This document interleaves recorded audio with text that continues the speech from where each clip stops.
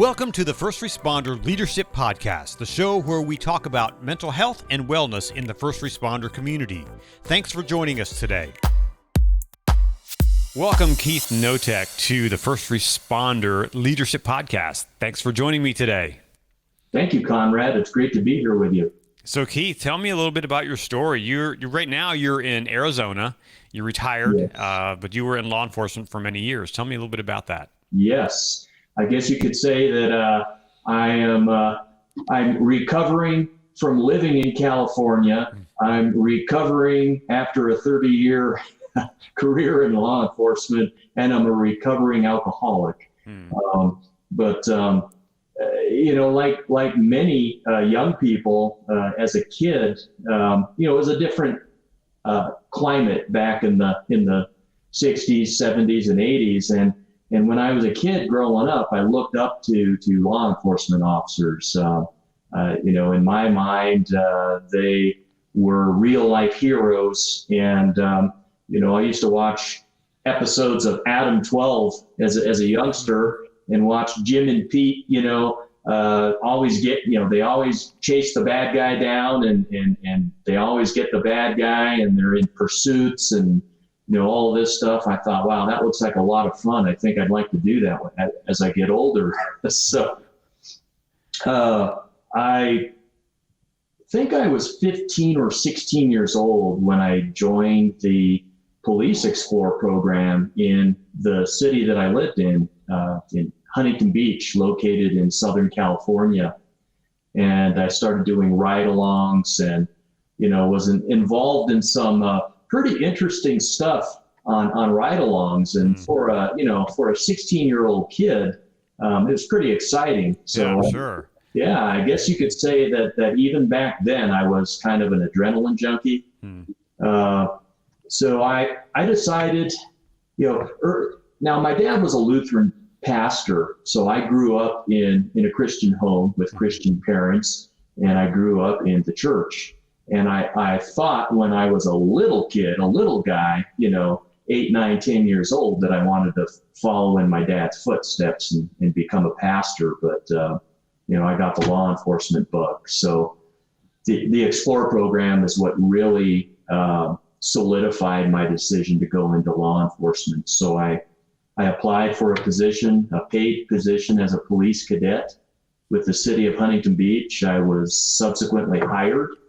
And I did, assignments at the front desk, working in the city jail, working in the traffic bureau, where I drove around and I went to, traffic collision calls and directed traffic, took accident reports, issued parking citations and towed illegally parked vehicles, that sort of thing. And then when I was just shy of my 21st birthday, they hired me as a recruit, and I went into the police academy, graduated, and got sworn in as a peace officer. And that was I graduated in 1986 from the academy in May, and then hit the streets and worked for several different agencies. I've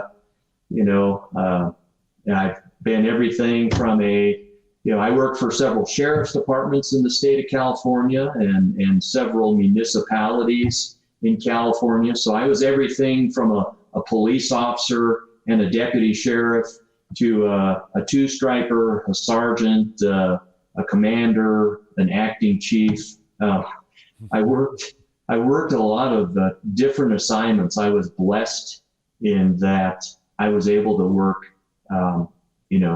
a variety of different things. It seemed like every few years I would get bored with an assignment and I'd want to change. And I was fortunate enough to, put in for a different assignment, and someone saw fit to transfer me. And so, that was a blessing. But by far, my favorite thing to do was patrol. I liked being out there where the meat met the metal, so to speak, where the rubber meets the road. Patrol really is the backbone of any law enforcement agency. And, patrol officers and deputies are the first responders, you know. Sure. I was a detective sergeant for a while, and, you know, we were called out after the fact. We weren't the first responders. Right. You know, we'd get called out when there was a body, homicide or armed robbery, bank robbery after the fact. So I like being out there in the mix. And even as a supervisor, I really enjoyed being out there with my guys and gals. I guess you could say I was a hands-on supervisor. What was in your early experience as you got your start and kind of rising through the ranks? What was someone who really inspired you as a leader in law enforcement? And what did they do to inspire you to move up and move forward? That's actually a good question, Conrad, and it's my answer is an easy one. It's a man named James B. Hume, who he went by J.B. Hume, and he was almost exactly 8 years older than me. His birthday was 2 days apart from mine, but he was 8 years older, and he was the coordinator for the Police Explorer program in Huntington Beach, and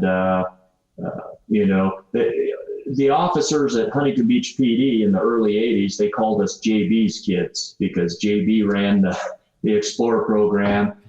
He did it well. He truly cared for us. A lot of the kids that were under his tutelage or mentorship grew up and went on into careers in law enforcement. And he was a great guy. He became a personal friend, and sadly, he passed away 3 years ago from colon cancer at the age of 60. Mm-hmm. What was it about his leadership that really inspired you?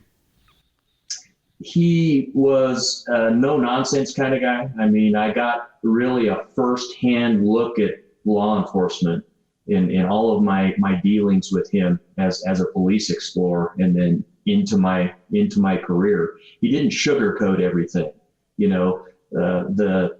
The perception I had of law enforcement was the Hollywood one that we all see on TV. And when I got out there in the field and, spent some time with him, I was introduced basically into the world of law enforcement, the real world of law enforcement, but also the real world. I was kind of a sheltered, naive kid. So it was a big eye opener. He had a very caring way about him. So he was just a great guy. And he was, Hollywood, Hollywood shows that they solve crimes in 60 minutes. They don't do that there in real police work. No, they do not. Yeah. So, what began to happen with you as you went through your time in law enforcement? Sure, you've experienced all kinds of different scenarios. What are some of those events that started weighing on you as you went through your career? I had a rewarding career, but I also had a tumultuous career. The first time I was actually shot at was on duty, was in 1988. And it was at the end of a traffic stop. I let the violator go, and there was another officer parked behind me, and we were on the sidewalk next to our patrol cars talking to each other, and a vehicle, in retrospect, it was probably a vehicle that drove by and fired a couple rounds off at us. Nobody was injured, nobody was hit. It was kind of a nothing deal. In fact, I went on vacation with my wife the next day after that incident. And it was a scheduled vacation, and she's like, "Oh, hey, how was work?" I'm like, "Oh, pretty good." "Oh, I got shot at." She's like, "What?" What? Yeah. So, but I went on to experience major traffic collisions, mangled bodies, for lack of better terms, homicides, abused kids, dead kids, and those things began to weigh on me. But there was an organizational culture, and I believe there still is today to some extent, that It's that suck it up buttercup mentality that was drilled into me in the police academy. It's like your priorities are handling your calls. You take care of your beat, you go to your assignments, you clear that call, and you move on to the next one. So it was like, I could be at a brawl or even a major homicide scene. And then, after my part is finished at that call, I move on to the next thing, which may be a civil dispute or even a parking violation or something dumb like that, and people don't know what I just came from. Mm-hmm. But I began to take that home with me. And in 1997, I was involved in a shooting in Northern California when I was a sergeant with the Butte County Sheriff's Department. I'll give you the Reader's Digest version. It was a domestic violence call. Another deputy and I went to the house where we were dispatched to. The people we were looking for weren't there. It was a husband and wife. They fled the house and they were out in the neighborhood somewhere. So one of my deputies, Randy Jennings, was in the area looking for these two people, male and female, and he located the male half of this dispute in a church parking lot. And I had just got in my patrol car, and I was going to go search for them as well. So he put out his location over the radio. I was like 2 blocks away. I started heading towards him. And then as I was pulling into the church parking lot where Randy already positioned his vehicle, the suspect began to flee on foot. He was, booking it through this field that was located behind the church. Well, it's 10 p.m. now. It's dark outside. The only illumination in the area were our spotlights and high beams on our patrol vehicles that were positioned, in a stationary position, shining on this one area where we first saw the guy. Well, now the guy is running into the darkness, and we're running behind him, and there's an olive tree, ironically, an olive tree, the symbol of peace, in the middle of this field. And he ran behind the olive tree, took cover, and it was really hard to see. I was losing sight of him, and all I could see was the back of Randy running in front of me. And then all of a sudden, gunfire. I see the muzzle flash first in the darkness, and then the speed of light is faster than the speed of sound. And I hear the gunshots. I heard a round go past my head, and I'm like, whoa, this guy's shooting at us. And Randy, who was running in front of me, went down. Randy was apparently hit. So I was, coordinating the emergency response to this shooting. Long story short, Randy was hit 5 times. The fatal round penetrated just below the neckline and above the protective Kevlar ballistic vest. That was the fatal round that killed Randy. When I got a couple more guys there, we initiated CPR on him, but the fatal round severed his aorta. The suspect was also deceased. So that was my first real officer-involved shooting, and it was a traumatic one. That it weighed heavily on my heart. I lost a friend and a subordinate, and I had just been promoted to sergeant for the first time, like 7 months earlier. So I was still learning how to do my new job as a supervisor. But I took my promotion in my new position very seriously. I felt that it was a sacred trust to oversee a group of people and to get them the resources and things they needed to do their job. And I also felt personally responsible for their safety, kind of like being the dad or the grandpa, unofficial grandpa of a group, even though I was a young guy, back then in 97. So how did you handle that then, just as an officer, as a leader, I had survivor's guilt, honestly. 3 of us ran into the field, and I was the only one who came out of it alive.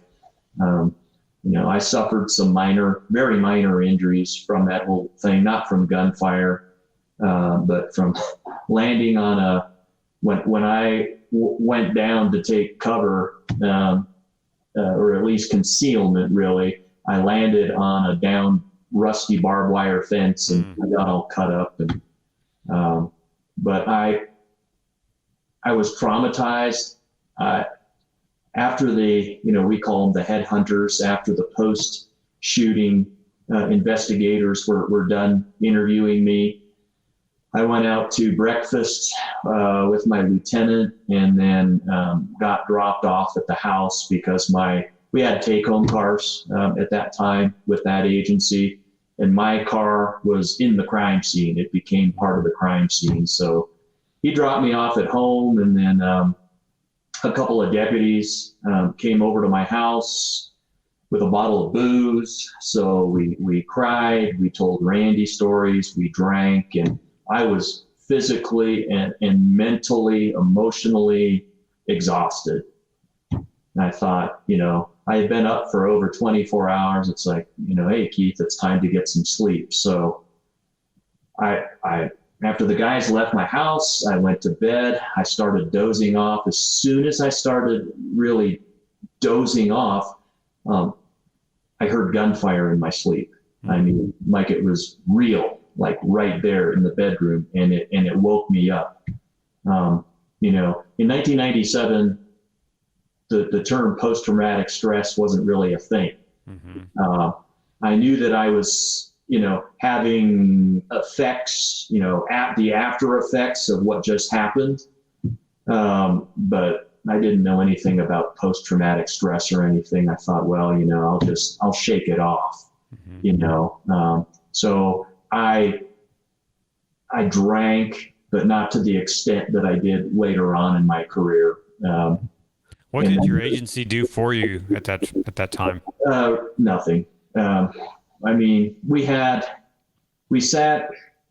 have a critical incident debriefing that was, members of the department got together in a big conference room and we talked about Randy and so on and so forth. And then that was kind of it. And then, like a week and a half afterwards, they sent me to a contract department psychologist down in Sacramento. And, again, there's this organizational culture. Suck it up, Buttercup. You signed up for this. And when you're with a bunch of type A personalities, a bunch of, there were less women in law enforcement back then. And, just a bunch of macho guys, right? So when I went to the department psychologist to be cleared to go back to work, I answered the questions. I was like, oh yeah, it was horrible. I lost my friend.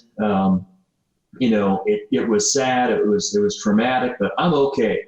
I'm ready to go back to work because that's what you do, right? If you fall off the horse, you get back up on it and ride it again. And that was my thought process at the time because I didn't want to be viewed as weak or as a wimp. So 2 weeks after the shooting, I went right back to work. And ironically, the day that I went back to work, there was another critical incident. It wasn't an officer-involved shooting, but it was a suicidal guy with a shotgun in the front yard of his house. And as we were responding to the scene, right before we got there, he took his own life. So imagine that, the first call out the shoot, and it's another call involving gunplay. I began to experience more things like this. I was involved in a couple of more shootings, one where I was pinned down by gunfire on an Indian reservation in Riverside County. That one ended up in the fatal shooting of both suspects. But I experienced a lot of death, a lot of trauma, a lot of grief, suicides, you name it. I got to the point in my career to where I never wanted to see another dead body as long as I lived. And about 5 years before my retirement, see, in California, you have to be a minimum of 50 years old to draw on your pension. You can't retire until you're 50. At 45 years old, I had 25 years on the job. I was ready to go, live my golden years. Plus, I was still young enough. It's like, hey, I can go do something else. But I had to stick it out another 5 years. I didn't want to. Again, there's this stigma. I probably could have pursued a stress retirement, a medical retirement for post-traumatic stress, but I chose not to do the industrial medical retirement because, again, we're hard on each other as cops. We bust each other's chops all the time. It's like, oh yeah, that guy couldn't handle it. He's weak. He broke under pressure, and I didn't want to be that guy. So I just put on a facade. I'd go home, I'd self-medicate, and I'd sober up, I'd go to work. And that was the cycle, especially during the last, probably, the last 5 or 6 years on the job. And in all your years and all the different things that you experienced, were there any agencies who actually did something to help officers who were dealing with things that you were dealing with? Yes. The Riverside County Sheriff's Department. I spent my last 11 years with those folks. Riverside County Sheriff's Department is the third. It's the second or the third. It goes back and forth, but the second or third largest sheriff's department in the state of California out of all. Riverside's kind of a suburb, sort of LA. Is that? Yes, yeah. Yes. It stretches from the west at the Los Angeles and Orange County line all the way east to the Arizona state line. Okay, wow. So it's a large geographical area, and then there's like over 5,000 employees on the department, and it's a busy department. There's nice areas in Riverside County, and then there's not so nice areas.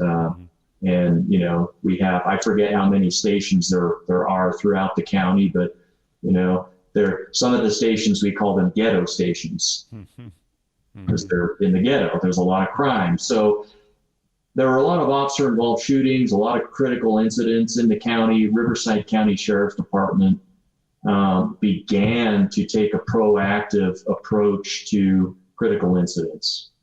And they would send, like, guys that were involved in shootings, they would send us to the mountains, the San Bernardino Mountains, on a retreat, basically, with a licensed psychologist who facilitates the healing retreat, basically. But unfortunately, I didn't take advantage of a lot of resources that were available to me because of the stigma, because of the organizational culture. So what did you choose to do instead? How did you? I drank. I drank. What's the easy thing to do, right? It's legal. It's easily accessible. You go to the store, you buy a bottle. So that's what I did. And as I was doing it, I realized that it's not a healthy coping mechanism, but I chose to do it anyway because in my mind, I told myself, oh, you can quit at any time. So probably about a year before I retired, I did what they call white knuckle sobriety. I just quit cold turkey. I was thinking to myself, I don't want to be the retired guy that sits around at the house in retirement, drinking all day, wasting away, So I didn't work any kind of a program of recovery or resilience. 12-step program or anything like that. I didn't do any of that. I just quit cold turkey. And it worked for a while until it didn't. Life happens. In the book that I wrote, I talk about the different incidents that I was involved in that kind of pushed me to the brink of destruction. So after retirement, there was a period where I lost like 4 close personal friends in a 2-year period. They died, my father died in 2018, and 6 months after he passed away, my father-in-law died at a young age, unexpectedly, 6 months after my dad did. So I had all of this death, and then, a friend of mine, his wife was killed in the line of duty. She was a police officer in California. That one was gut-wrenching, and it brought back all those horrible memories of my past, of dealing with this stuff. So I started drinking again. It pushed me towards drinking. And the last straw for me was in April of 2019, so last year, a friend of mine died. He was a mentor, and he died unexpectedly at a young age he had a massive coronary event. So and this was the end of April. So I thought, well, if I go up to Northern Nevada and visit my daughters, it'll take my mind off of, what just happened to Dan. My wife's mother, who resides in California, was going through her own medical issues. So my wife went to California to be with her mom, to drive her to doctor's appointments and such. And I went up to Northern Nevada. Well, the problem with that was I was staying in a hotel room by myself, in my dark mind. And Dan's death really depressed me. It really depressed me. So I began to self-medicate with alcohol in the room to numb the pain. Well, when you're an alcoholic and you don't, and you have other issues such as post-traumatic stress and depression, you don't always make the best decisions. We call it stinking thinking. So I'm already under the influence of alcohol. So I drive to the store and I pick up a bottle for the trip home. Well, it's a 13-hour drive from where my daughters lived at the time to where I live now. And, I'm driving in the middle of the Nevada desert. Long story short, I rear-end a vehicle. I sent 2 people to the hospital. They're injured. I'm injured. They're more seriously injured than I am. I'm arrested for DUI. I spent 4 days in jail, and that was it. That was the point for me that I knew I had to do something. I had nowhere to go. I'm in a jail cell. I had nothing else to do but to cry out to God. And that's, growing up in the church, I knew God, but I didn't know God, if that makes sense to you. Finally, I cried out. I'm like, Lord, please help the people that I just hit. Please help me. I'm destroying my marriage. I'm destroying my whole life. And I just prayed. I had days to pray and really meditate on what I did and what my life had become. So when I got released and came home, I went to bed, and this is a few nights after getting home. And to this day, I couldn't even tell you if it came to me in a dream or if I was actually consciously awake. But I was in bed, and in my mind, I was awakened by a presence or a being in my room. And I couldn't even tell you what the shape was. I mean, it was a being. That's all I can say. And I wasn't afraid. And the message I got was, Keith, peace be with you. It's going to be okay. I'm going to get you through this. Take my hand and I'll walk you through, type of thing. So, and again, I don't know if I was dreaming or if I was consciously awake, but I had this overwhelming feeling of peace in the middle of chaos in my life. And when I woke up the next day in the morning, I became acutely aware of the presence of God. And it was like the Holy Spirit was talking to me, that still small voice. I mean, it wasn't audible, but it was in here and it was in my heart. And all of my character defects, all of these things that I need to change, I became aware of those. And I went to the computer and I started typing, like 5 pages worth of stuff. This is what I need to change. And, several people encouraged me to journal, which I never did before.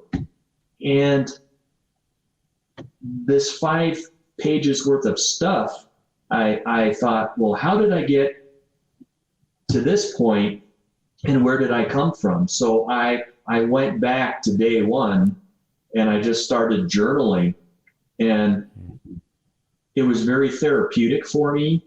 And I felt the Holy Spirit was leading me to write a book to help other people. Now, I don't like being the center of attention. I really don't.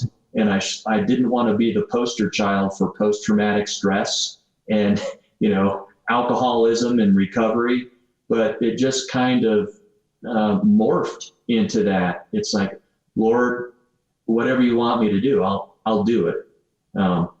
So I wrote this book. It's a book of redemption, healing, where I was, prior to, during, and after my law enforcement career. Talks about the post-traumatic stress, some of the critical incidents, the alcohol, and what I began to do. And basically for me, what I began to do is I got really interested in helping people who have gone through similar experiences. So I began to educate myself on post-traumatic stress. I belong to a volunteer organization that also has a chaplain program. And part of the chaplain program is a certification in critical incident stress management. So I went through that program, and it's essentially an Air Force program. It's based on the Air Force pillars of resilience. So in my own personal life, I began to become more self-aware of myself and what I needed to do to live a happy and healthy life. And I went to a therapist. I went through I guess you could call it a therapy, if you will, called EMDR. Have you heard of that? Yep, I'm familiar with it. Yep. Yeah, and it's an acronym for eye movement desensitization and reprocessing. So I went through that. That was very helpful and very healing for me. And I got into Alcoholics Anonymous. I started working a program of recovery and a personal resilience. And then, the 4 pillars of resilience are mental, spiritual, physical, and social. And I realized that when I was living inside my dark mind and going through all of this stress and depression, I had no spiritual life. I had no physical, I didn't pay attention to the physical component because I stopped going to the gym. I isolated. So I didn't, do anything about the social aspect either, because a lot of the relationships I had, I pushed them aside. So as far as the spiritual aspect goes, that's huge for me. I now have a relationship with God. I mean, every day I connect with God. I pray, I meditate. I have certain readings and meditations that I do in the morning. And, I just have a feeling of spiritual progress and wellness. I never had that before. And, the spiritual component gives us purpose also. I know what my purpose is now, and that is, to help others, to give the message of healing, and that's what I'm trying to do now. I'm back in the gym now, so I'm paying attention to the physical aspect. I have a close circle of friends that I network with, and those are just a few of the things that I started doing on the road. How would your career have been different if these 4 pillars that you work on now would have been taught at the academy? Yeah, and since you posed the question in that manner, I think that it probably would have helped. Again, the organizational culture back then was, handle your calls, move on, suck it up. And I know that academies now are implementing these mental wellness programs into their curriculum, which I think is fantastic. But I don't know if it would have in retrospect or if it wouldn't have helped. I just don't know. It may have, but the only experience I have to go by is my own, and that mentality back then. Don't be a wimp. What are some things you feel, looking back, that as a leader you did or could have done for your subordinates regarding these issues? As a supervisor, as a leader,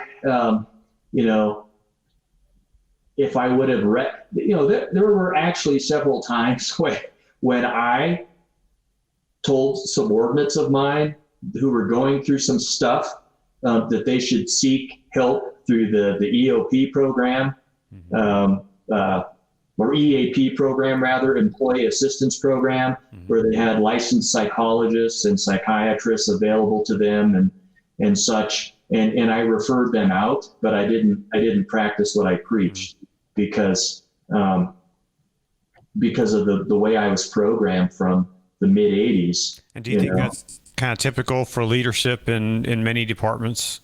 I think so. I think it's going by the wayside now as we mature and we progress, and as the old breed, quits, retires, or dies off, and they're replaced with, younger people who have different experiences. I think it's going by the wayside, but it was very prevalent in the 80s, 90s, and even in the 2000s.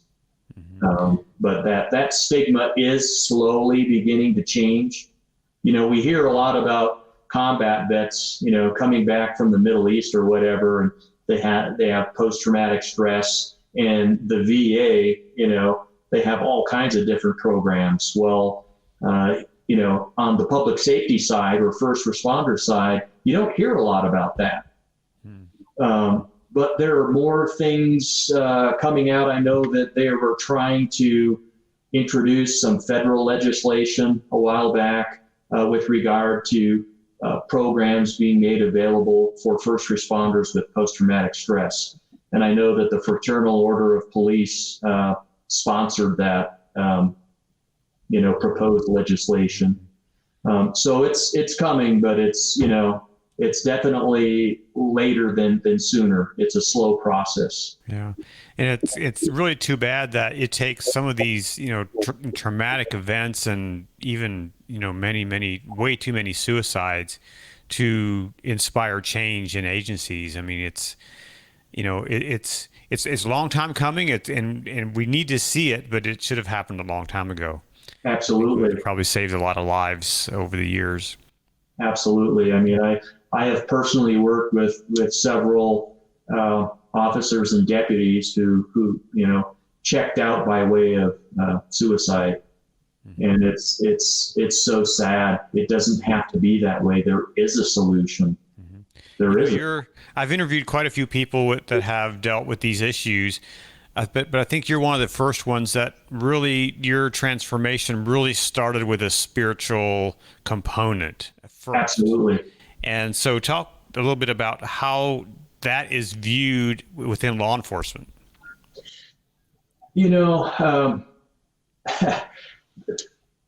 Growing up in a Christian home, I profess to be a Christian, but I'm embarrassed to say that, throughout my career, I wasn't always a good witness.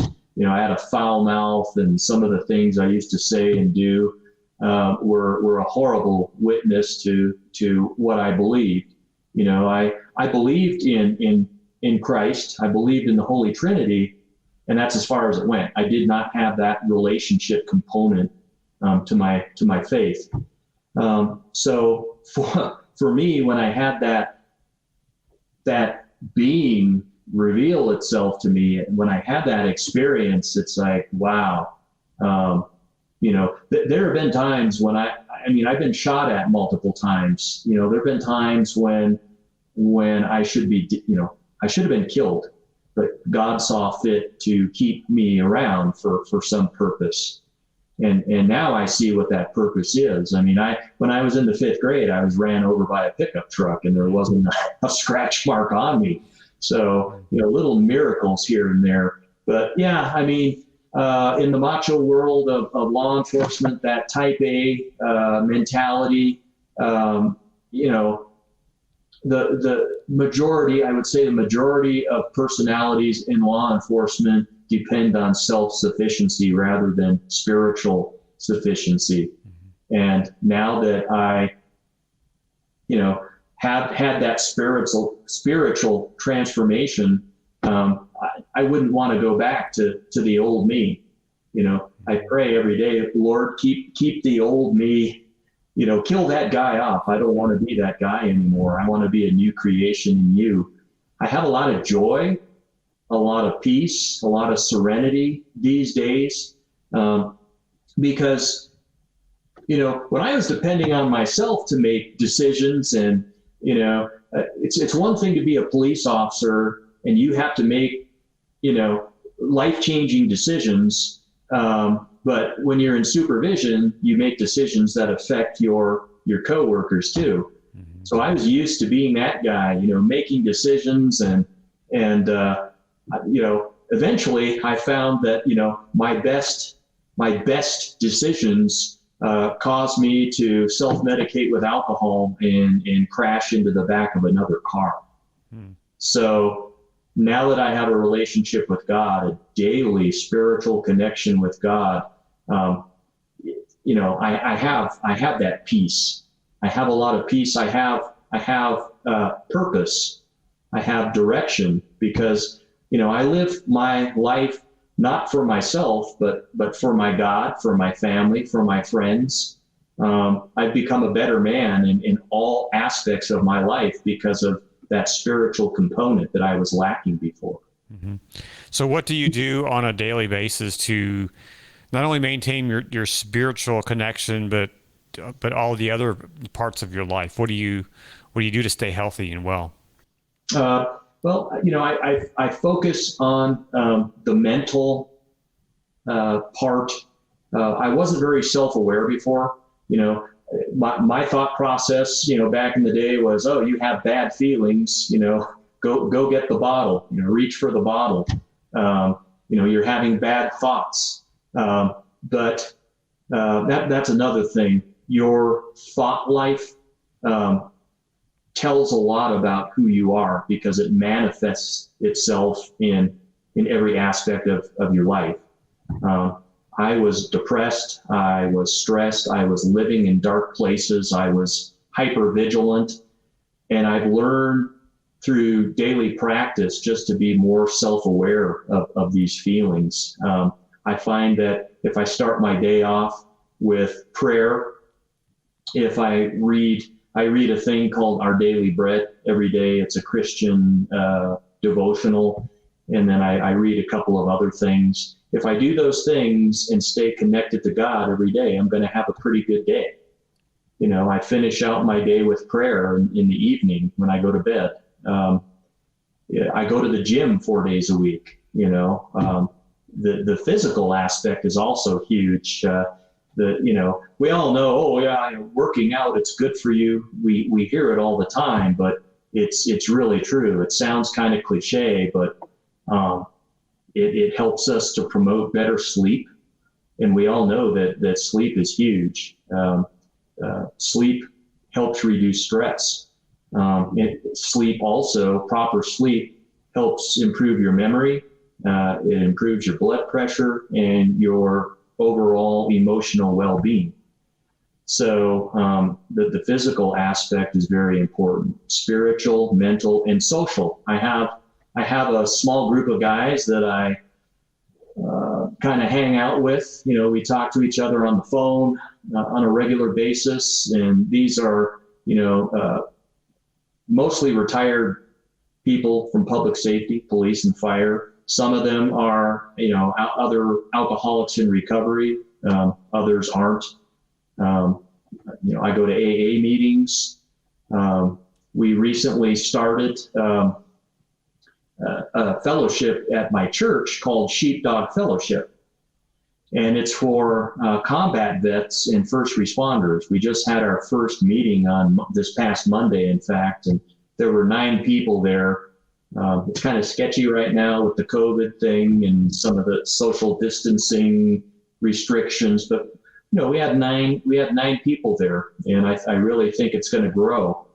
Because there's a need for that. There's a need for like-minded people who have gone through similar experiences. It's important for us to get together because, those of us who didn't feel comfortable talking to our family and friends before about this stuff, sometimes we get together with a close friend that's in the same line of work and we discuss it with them. Well, that's what we do in this Bible fellowship for first responders and combat vets. So, things are happening. Good things are happening. The book that I wrote, From Sorrow to Amazing Grace, it's currently, they're writing a screenplay. It's going to be turned into a movie. So that's pretty exciting. It is exciting. Where can people find the book? Oh, it's available on Amazon, Barnes and Noble. I think Walmart and Target sell it online. And there's other vendors out there that also sell the book.